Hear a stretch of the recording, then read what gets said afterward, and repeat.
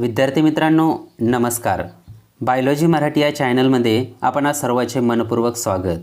जर तुम्ही या चॅनलला नवीन असाल तर या चॅनलला सबस्क्राइब करा आणि बेल आयकॉन प्रेस करायला विसरू नका आणि तुमच्या मित्रांनाही देखील शेअर करा. आज आपण reproduction in a higher and lower plant या टॉपिकमधील डेव्हलपमेंट ऑफ मेल गॅमेटोफाइट किंवा मायक्रो गॅमेटोजेनेसिस याचा स्टडी करणार आहोत. तर सर्वप्रथम आपण मायक्रो गॅमेटोजेनेसिस म्हणजे काय त्याची डेफिनेशन पाहूया. The process of development of mature male gametophyte from pollen grain is called as the micro gametogenesis. तर मागील लेक्चरमध्ये आपण मायक्रोस्पोरोजेनेसिस याचा स्टडी केला होता की मायक्रोस्पोरोजेनेसिसमुळे काय होतात की पोलन ग्रेन फॉर्म होतात. डेफिनेशन एकदा आठवा. The process of formation of microspore or pollen grains from pollen mother cell by meiosis is called as the microsporogenesis. म्हणजे मायक्रोस्पोरोजेनेसिसने काय होतात की पोलन ग्रेन्स फॉर्म होत असतात आणि मायक्रो गॅमेटोजेनेसिस पासून मेल गॅमेटोफाइट फॉर्म होत असतात. तर जे काही मेल गॅमेटोफाइट फॉर्म होत असतात तर यामध्ये जर तुम्ही पाहायला गेलात तर द मेल गॅमेटोफाइट और micro gametophyte develops from haploid pollen grain किंवा मायक्रोस्पोर. म्हणजे जे काही मेल गॅमेटोफाइट डेव्हलपमेंट होत असतात ते हॅप्लॉइड पोलन ग्रेनपासून फॉर्म होत असतात आणि pollen grains is the first cell of the male gametophyte किंवा त्याला आपण also called as the partially develop male gametophyte असं म्हटलं जातं. तर मेल गॅमेटोफाइटमधील जे काही मायक्रोस्पोरोजेनेसिसनी पोलन ग्रेन फॉर्म झालेले असतात तर ते पार्शियली डेव्हलप किंवा first cell of male gametophyte असं म्हटलं जातं. तर जे काही मेल गॅमेट डेव्हलपमेंट होत असतात ते दोन स्टेप्समध्ये डेव्हलपमेंट होतात ते आपण पाहणार आहोत. The development of male gametophyte start in a pollen sac of anther before pollination and completes on the stigma of gynoecium after pollination. म्हणजे मेल गॅमेट हे दोन टप्प्यामध्ये डेव्हलपमेंट होत असतात. पहिला जो काही टप्पा आहे they are start in a pollen sac. म्हणजे अँथरमध्ये जे काही पोलन सॅक्स असतात त्या ठिकाणी काय होतात की मेल गॅमेट डेव्हलपमेंट होतात आणि ज्यावेळेस पॉलिनेशन झाल्याच्या नंतर ते पोलन ग्रेन स्टिग्मावरती जातात. त्या स्टिग्मावरती गेल्याच्यानंतर काही मेल गॅमेट डेव्हलपमेंट होत असतात. Means all the stages of development of a male gametophyte before pollination are called pre-pollination stages and all the stages after pollination are post-pollination stages. तर तुमच्या लक्षात आलं असेल की मेल गॅमेटोफाइट डेव्हलपमेंट होत असताना दोन स्टेजेसमध्ये डेव्हलपमेंट होतात. पहिली आहे प्री पॉलिनेशन स्टेज किंवा त्याला आपण बिफोर पॉलिनेशन असं म्हटलं जातं आणि दुसरी जी काही स्टेज आहे पोस्ट पॉलिनेशन स्टेज किंवा याला आपण आफ्टर पॉलिनेशन असं म्हटलं जातं. तर या दोन स्टेजचा स्टडी आपण डिटेलमध्ये वन बाय वन करणार आहोत. त्यापैकी पहिली जी काही स्टेज आहे प्री पॉलिनेशन स्टेज किंवा आपण त्याला before pollination in a pollen sacks असंही म्हटलं जातं. तर यामध्ये आपण पाहूया की प्री पॉलिनेशन स्टेजेसमध्ये काय काय चेंजेस होतात आणि मेल गॅमेट कशा प्रकारे डेव्हलपमेंट होतात. त्यापैकी पहिला पॉईंट पहा यामध्ये दिलेला आहे development of male gametophyte is in situ. म्हणजे पोलन ग्रेन जे काही डेव्हलपमेंट होत असतात किंवा मेल गॅमेट जे काही डेव्हलपमेंट होतात ते विदिन पोलन सॅक्समध्ये डेव्हलपमेंट व्हायला सुरुवात होत असते म्हणून त्याला इन सितू असं म्हटलं जातं. त्यानंतर दुसरा पॉईंट दिला आहे the unicellular uninucleated haploid pollen grain undergoes mitosis to form two unequal cells. म्हणजे मायक्रोस्पोरोजेनेसिसनी जे काही haploid unicellular uninucleated pollen grain form होत असतात ते pollen grain each pollen grain undergoes the mitosis and to form two unequal cell. म्हणजे mitosis झाल्याच्या नंतर एका सेलच्या दोन सेल तयार होतात परंतु या ठिकाणी जे काय दोन सेल तयार होतात त्या अनइक्वल सेल असतात. म्हणजे एखादी सेल स्मॉलर असते तर दुसरी सेल लार्जर असते म्हणून त्याला या ठिकाणी काय म्हटलं जातं अनइक्वल सेल्स असं म्हटलं जातं. तर पॉईंट नंबर 3 पहा the larger cell is called as vegetative or tube cell. म्हणजे ज्या अनइक्वल सेल आहे त्या अनइक्वल सेलमधील जी काही लार्जर सेल असते त्याला व्हेजिटेटिव्ह किंवा त्याला ट्यूब सेल असं म्हटलं जातं. And smaller cell is called as the generative cell. मग जी काही स्मॉल सेल असते त्यालाच काय म्हटलं जातं, जनरेटिव्ह सेल असं म्हटलं जातं. मग यापैकी 2 सेल तुमच्या लक्षात आल्या असतील, एक larger vegetative cell and smaller generative cell. मग जी काही स्मॉलरची जनरेटिव्ह सेल असते, these generative cell has large nucleus, thin cytoplasm, vacuole and reserve food is absent in it.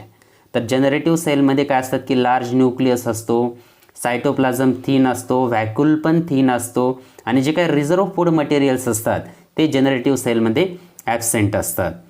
आणि सेकंड जी काही लार्जर सेल आहे, the vegetative cell has large vacuole, large cytoplasm, large nucleus and reserve food material present.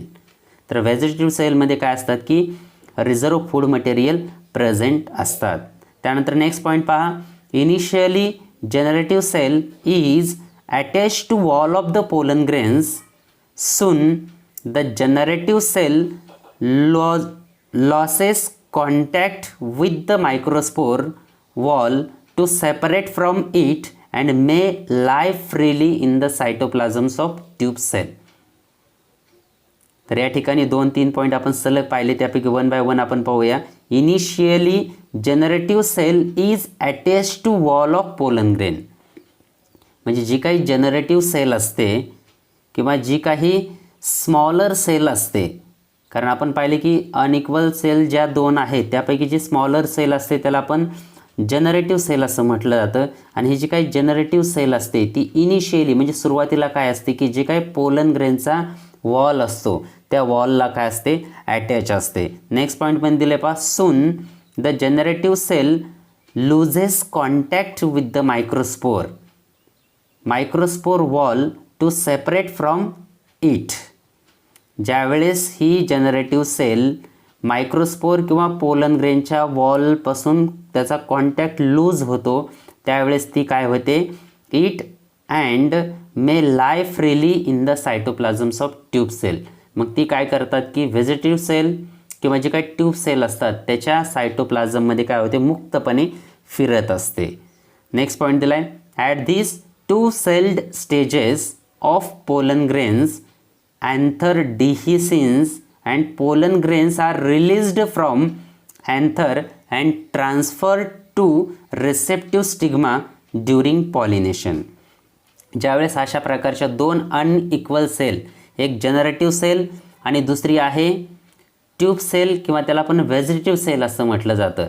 तर ह्याची काही at this 2 sale stage जे काही pollen grains असतात ते अँथरमधून डिहिसेन्स होतात आणि ते पोलन ग्रेन्स काय होत असतात की अँथरवरून स्टिग्मावरती काय होतात की ट्रान्सफर होतात by the process of the pollination. Last point दिला याच्यामधील, such a 2 celled pollen grain is also called as young or partially develop male gametophyte. म्हणजे जे काही असे 2 सेल्स पोलन ग्रेनचं स्ट्रक्चर असतात त्याला यंग किंवा पार्शियली डेव्हलप मेल गॅमेटोफाईट असं म्हटलं जातं. तर हे जे काही सर्व चेंजेस असतात हे सर्व चेंजेस कशामध्ये होत असतात, तर प्री पॉलिनेशन स्टेजेसमध्ये होत असतात. एक बार परत आपण रिमाइंड करूया, जे काही हॅप्लॉइड पोलन ग्रेन असतात त्याच्यामध्ये मायटोसिस होतात. मायटोसिस झाल्याच्यानंतर 2 अनइक्वल सेल तयार होतात. Larger cell is called vegetative or tube cell, smaller cell is called as the generative cell. Generative cell has large nucleus, thin cytoplasm, vacuole and reserve food is absent in it.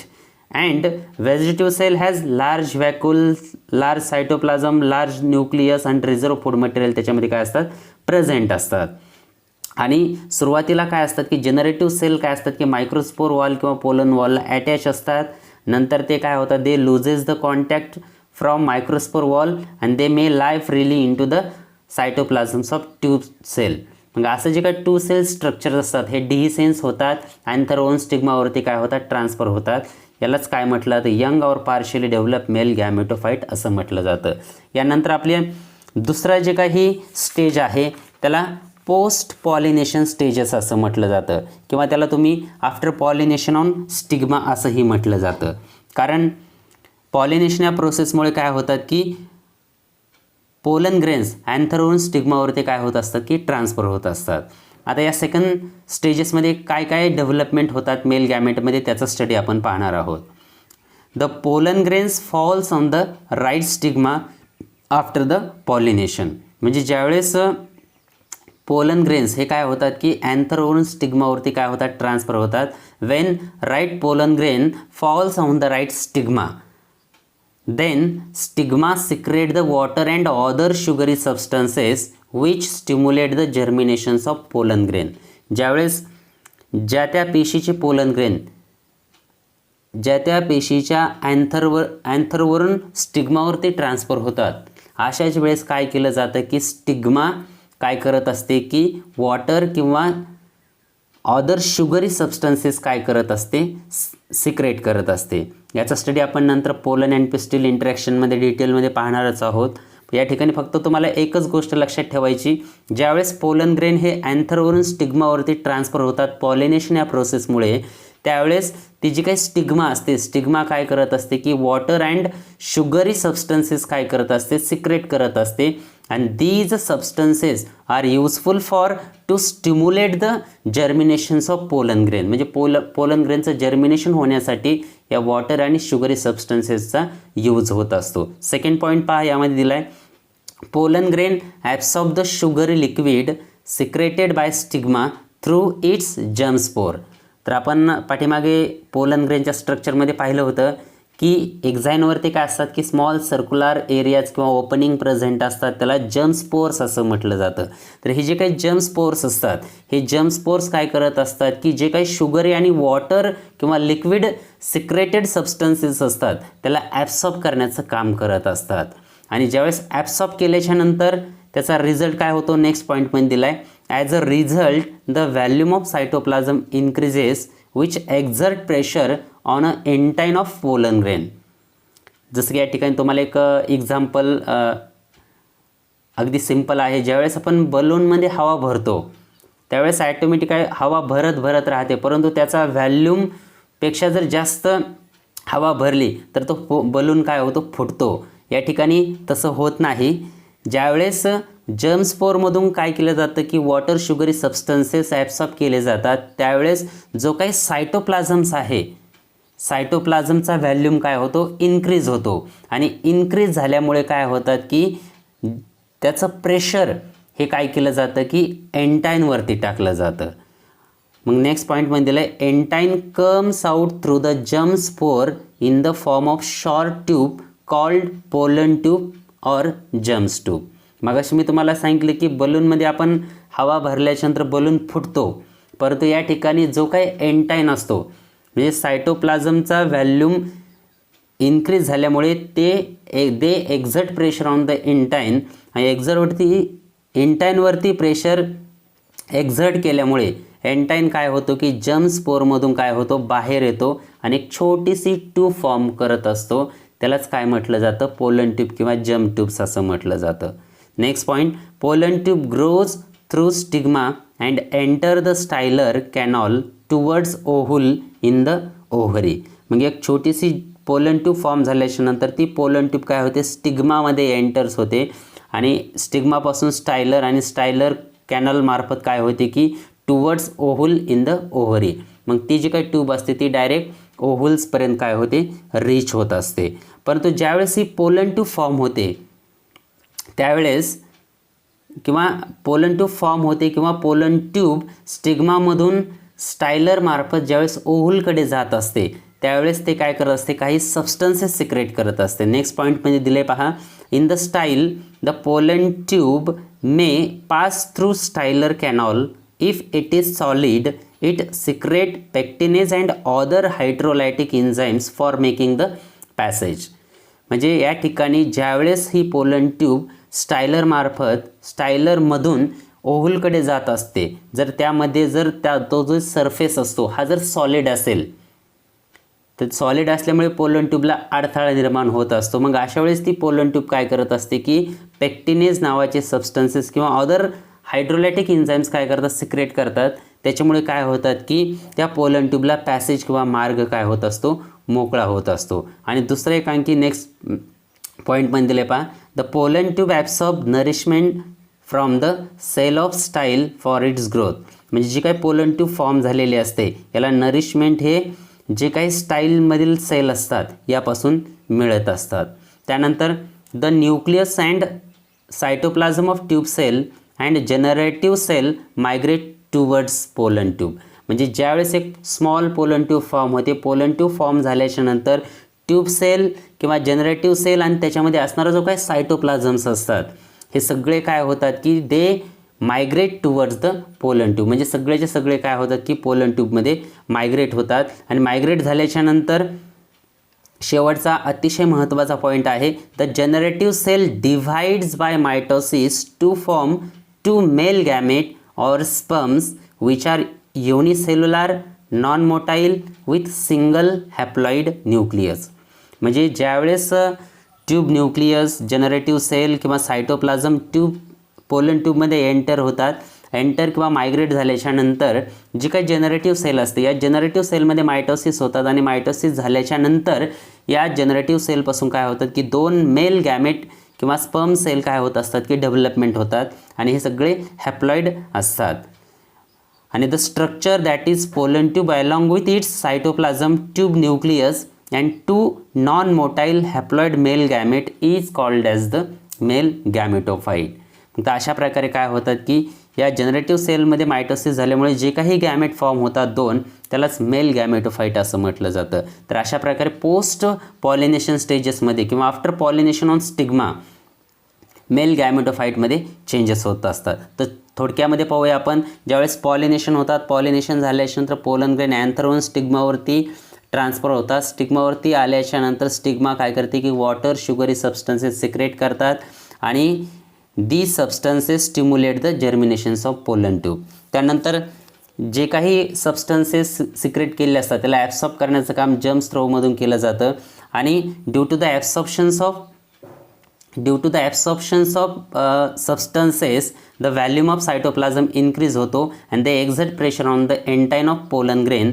आणि due to these entine comes out through the germ spore in the form of short tube called as the pollen tube. तर ज्यावेळेस हे cytoplasm किंवा germ spore मार्फत काय केलं जातं की हे सबस्टन्सेस सगळे आतमध्ये ॲब्सॉर्ब केल्याच्यानंतर व्हॅल्यूम ऑफ सायटोप्लाझम इन्क्रीज होतो, त्याचं प्रेशर एंटाईनवरती टाकलं जातं आणि एंटाईनवरती टाकल्यामुळे काय होतात की एंटाईन त्या जर्म स्पोरमधून बाहेर येतो आणि स्मॉल ट्यूब काय होते तयार होते. स्मॉल ट्यूब तयार झाल्याच्या नंतर जे काही आतमध्ये असणारे जनरेटिव्ह सेल असेल किंवा ट्यूब सेल असेल किंवा सायटोप्लाझम्स असेल हे सगळे काय होतात की त्या ट्यूब सेलमध्ये काय होतात की मायग्रेट होतात. आणि मायग्रेट झाल्याच्या नंतर जी जनरेटिव्ह सेल असते the generative cells again divided by the mitosis and it forms the 2 male gamete. तर अशा प्रकारे मेल गॅमेटोफाईट काय होतात, डेव्हलपमेंट होतात. यामध्ये 2 स्टेजेस आहेत, लक्षात ठेवा. पहिला आहे प्री पॉलिनेशन स्टेजेस आणि दुसरा आहे पोस्ट पॉलिनेशन चेंजेस. जर तुम्ही या चॅनलवरती नवीन असाल तर या चॅनलला सबस्क्राईब करा आणि तुमच्या मित्रांनाही सांगा. यानंतर अपकमिंग जो काय आपला व्हिडिओ आहे तो आहे डेव्हलपमेंट ऑफ फिमेल गॅमेटोफाईट. यामध्ये आपण ॲनाट्रोपस ओव्हल म्हणजे काय, ॲनाट्रोपस ओव्हल याचा स्टडी आपण करणार आहोत आणि डेव्हलपमेंट ऑफ फिमेल गॅमेटोफाईट याचा स्टडी आपण पाहणार आहोत. जर व्हिडिओ आवडला असेल तर लाईक करा, शेअर करा. थँक्यू.